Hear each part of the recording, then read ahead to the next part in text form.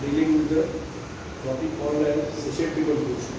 What is meant by susceptible host is here the person or a human being is likely to get the infection from the infectious disease, because what is accepted is that human being is present in the midst of the micro and the macroorganisms which are present in the atmosphere. So there are many bacteria, fungi, protozoa and elements. They are present in the atmosphere, and human being is standing in the midst of the infective agents. So here human being or a man or a woman is likely to get the infection from the infective agents. Once this disease agent enters into the body of the susceptible host, the health equilibrium is lost. Means, what is health equilibrium? The normal person having the better body resistance, and once the disease agent enters into the body of the host, if the pathogenic dose of the infective agent is more and body resistance is less, then disease process starts. So health equilibrium is maintained when body resistance is better and pathogenic dose is less. So once this pathogenicity of the infective agent is more, what happens is body resistance becomes less and the infection starts. So to start the any disease, what is important is body resistance of the human being. This is number one. So how to increase this body resistance or immunity of the person is discussed under the topic called as immunization. So in susceptible host, we want to strengthen the immunity of a person by giving the immunization, various types of immunization. So for study purpose, this immunization is classified under 5 headings: active immunization, passive immunization, combination of active and passive immunization. Fourth is chemoprophylaxis, and fifth is the non-specific measures or specific measures. So what is active immunization? We actively give the immunization according to the National Immunization Schedule or National Immunization Vaccine Program to the babies. Why we target the small baby or a kid group? Because their body resistance is low. So we target the children in group just to strengthen their body resistance. Again, there are 6 killer diseases. There are 6 killer diseases which are seen in the small kids or baby. Those are measles, mumps, rubella, tuberculosis, polio, and pertussis. So these are the 6: MTP and DTP. MTP, measles, mumps, pertussis, polio. MTP, DPT, diphtheria, pertussis, and tetanus. So these are the 6 killer diseases we want to protect the newborn or a small kids. So yesterday I was reading that WHO has given the standard immunization schedule, and that schedule is implemented by the central government of the Indian government, and that schedule is then implemented by the state government and the local health authority, that is district health officer, DHO. So what is meant by active immunization? Active immunization is nothing but we actively give the immunization doses just to strengthen the body resistance. So immunization is a mass means activity. Means what? At a given particular time, large number of people are immunized. For example, COVID. At a given particular time, first dose was given to the thousands of people in a day. So, what is meant to, why we want to study the immunization? Just to prevent the disease. So, immunization, active immunization means at a given time, multiple or many peoples are immunized at the same time. So it is a mass mean activity carried out by the central state and the local health authority.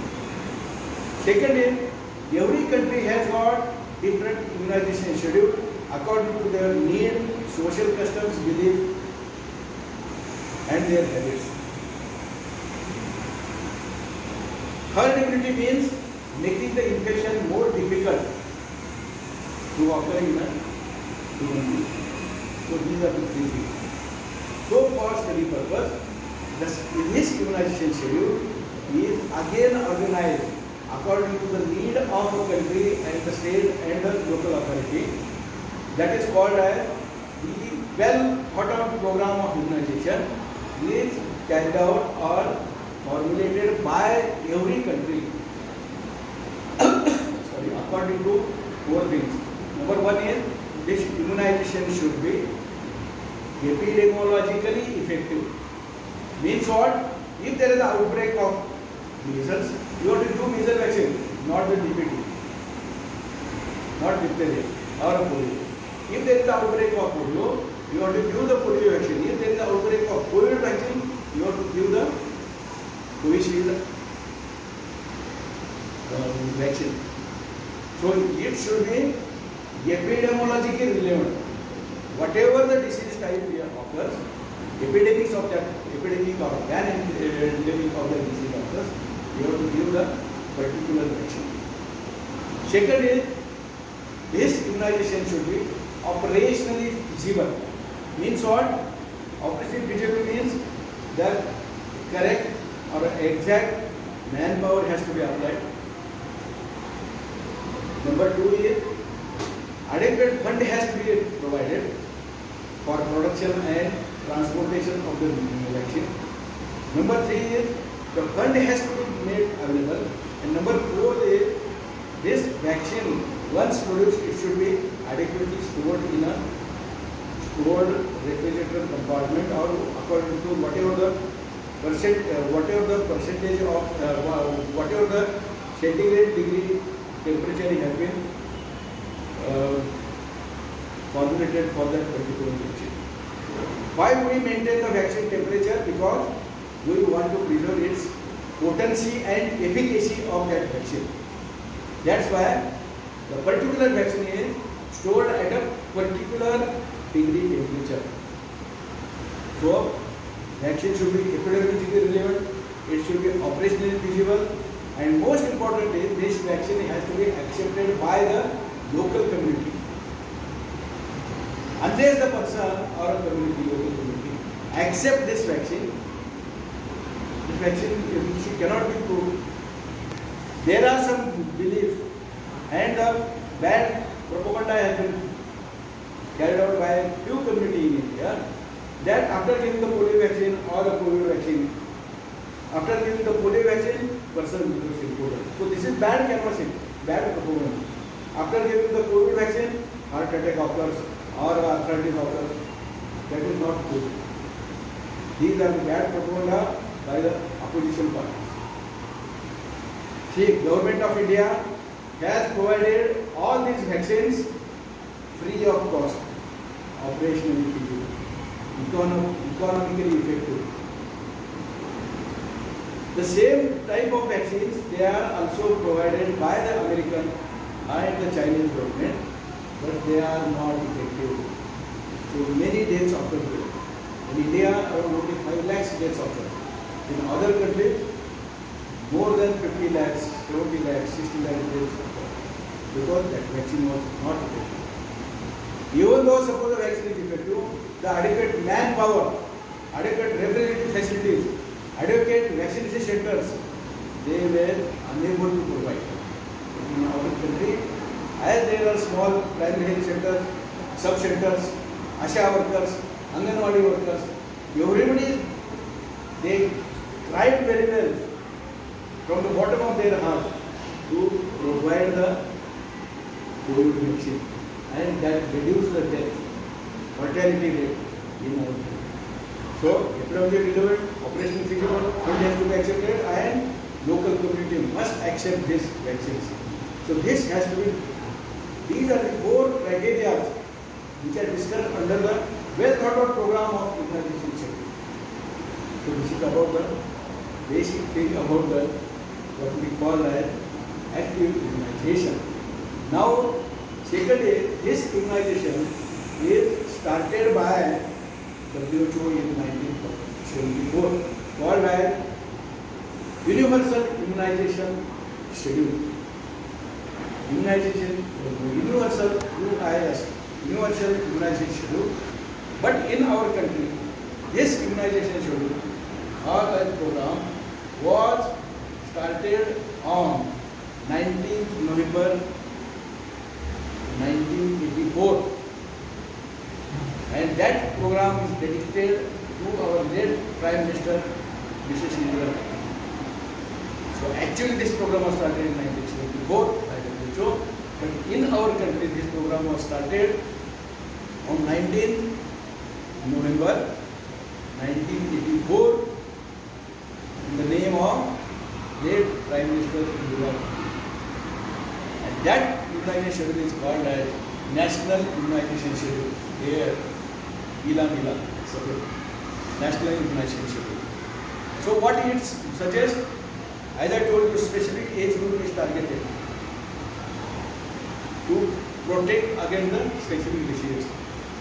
Small children, newborn, infants, and pregnant lady. These are the specific age group which are targeted in active immunization. Whatever I am dealing is under the heading of active immunization.